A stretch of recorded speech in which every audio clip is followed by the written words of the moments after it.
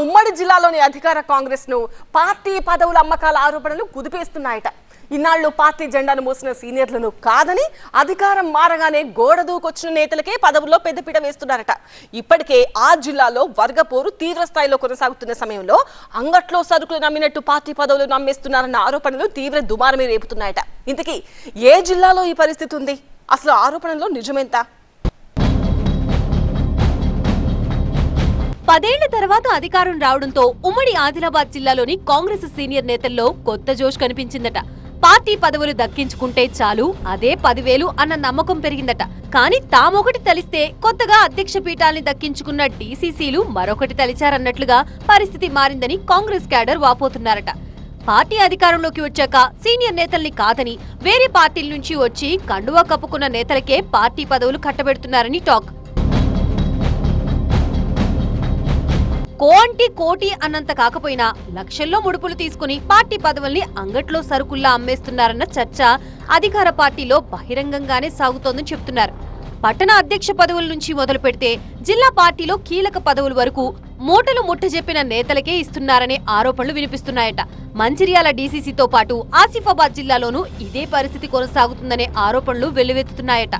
జిల్లాలో ఒక్కో పదవిని 5 నుంచి 10 లక్షల రూపాయల వరకు అమ్మేసుకుంటున్నారనే ఆరోపణలు గుప్పమంటున్నాయి.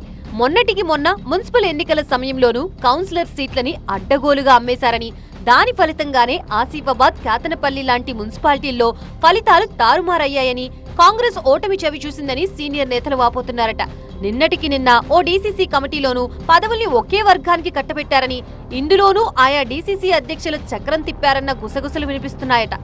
ఇక మంత్రి ఇలాకాలోనూ అదే పరిస్థితి నెలకొందని, సీనియర్లకి మొండి చేయి చూపించి కొత్త వారికే పార్టీ పదవులు కట్టబెట్టారని, ఇదేంటని నిలదీస్తే అదంతే అంటున్నారని సీనియర్ కాంగ్రెస్ నేతలు ఆవేదన వ్యక్తం చేస్తున్నారట.